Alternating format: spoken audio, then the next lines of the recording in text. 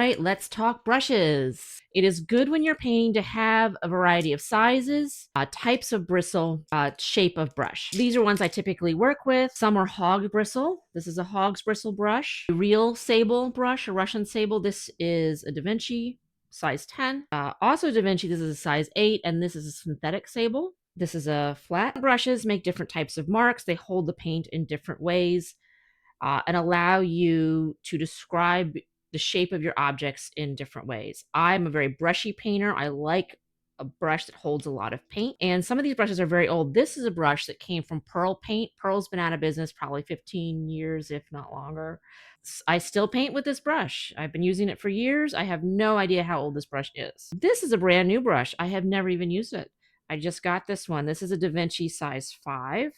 This is a hog's bristle brush. And you want to have the different sizes. This is a flat. This is a round. Makes a different type of mark. This is a filbert. Everybody loves filberts. Flat, but it has a slightly rounded top. And this is a bright. It's like a flat, but slightly shorter bristle length, so it doesn't have quite as much elasticity. This is another synthetic, a mixture of brights, flats, and filberts. Some of these I've had for quite a while. The hog's bristle you can be a little more rough with. The fake sable you want to be gentle with. Fake sable you really want to be gentle with. You want to be very kind to this brush. Little weasel somewhere in Russia gave up its tail, so you want to be kind to it. What I'm going to do is I'm going to show you on this. This is a piece of gessoed matte board. I gessoed it in a dark color. It has a little bit of a toothy texture, and I'll show you what some of these shapes do.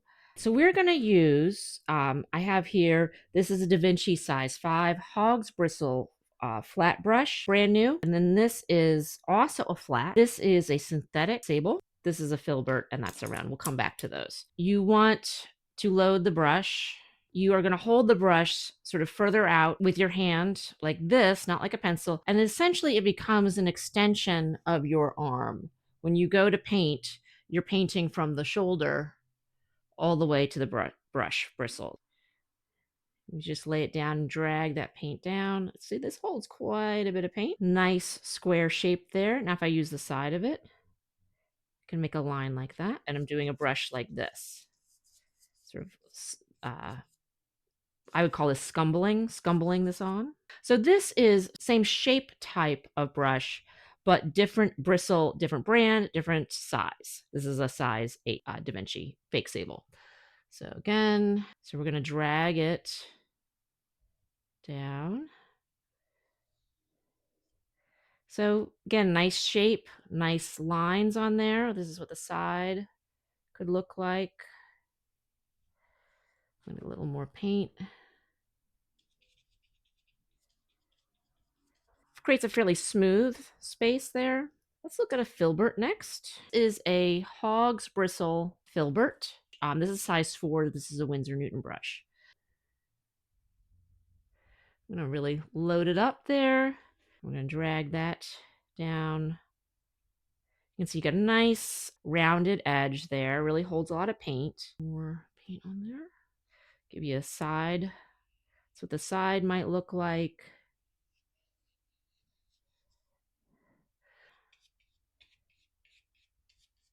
This is a Winsor Newton size 4 hog's bristle round. This also is a Winsor Newton. This is a number 6 round. I don't use this one. This is a fake sable one. And I don't use this one all that often, but here, you know what, I'll show you. So we'll do the 2 rounds, the fake sable and the hog's bristle. So again, I'm gonna get this. You could do more like a line. I like this for doing like a pointillism painting. I don't really do that because that's a really good way to destroy your brushes, but it just makes a nice shape. You can really load, if you make your paint a little looser, add a lot of liquid or oil to it, sort of for a glazing, you can really push that paint around nicely. So that's the round in the fake sable. I haven't used this brush in a while. The tip had gotten a little splayed out. The round, I've loaded that well with paint to get that tip back. And so I'm turning it, and you can see you could definitely get some fine line with that. with a lot of control. Nice fat line. Hog's bristle, Winsor Newton. This is a size 4. Now this paint it's just not, it doesn't have the flexibility. You can see there, it doesn't have the bounce that the flats had. It can really load the paint on, give you some nice, I can press really hard with it, really get the paint out. This is the side of it, thinner line.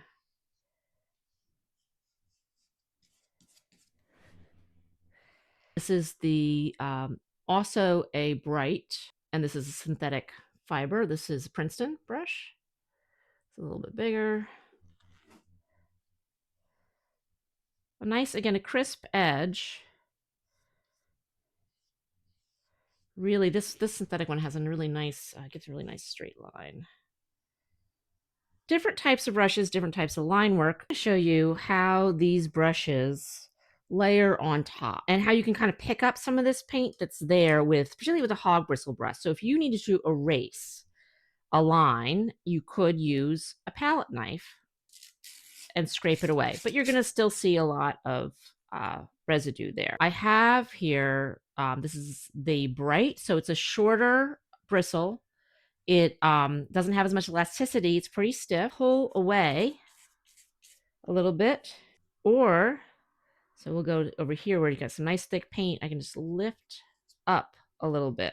In this case, odorless mineral spirits, and I can lift away a little bit with the brush. So that's one way you can remove some paint if it's the bright, if you don't have a palette knife handy, or if the palette knife is too big and you need just to lift away something that's a small detail, you could use a bright hog's bristle brush to do that, because it is stiff and you can just kind of pick it up. Now we're going to lay a green on top of these browns. So I have the green brush nicely loaded with paint. And is it going to lift up the paint that's underneath and mix? Can you layer it on top? I'm going to just go right on top there. And it did lift a little bit of that beige color up, but the green is really on top of it. You can see that it's really on top. So I'm going to load some more paint. You can see I'm sort of working it in. And there, as I work without reloading the brush, you'll see that green is still there. The green is still active, but it's blending with that beige color. A synthetic or real sable is going to give you a different ability to lay color on top because it is softer than the hog's bristle. The bristles are finer, they're softer, it's a little more gentle. So I'm going to get some more green. Get a place where there's some thick paint here. We're going to lay that on top. Still pretty thick. I haven't reloaded. Still on top of there still there. Little details. Pair that with the like a round. We'll get some green on the round. We'll layer that over. Now I'm turning the round, and you can see it's picking up that beige color. Could do some little details.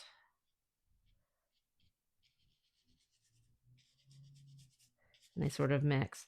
But you want to have a variety of brushes to create a variety of lines, so you have a whole way of expressing form and shape.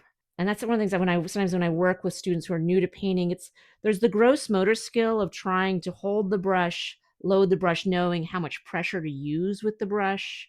I like really thick paint. Some people don't. Some people want to paint much more thinly. You don't want to tickle it. You don't want to be really, like working with a pencil.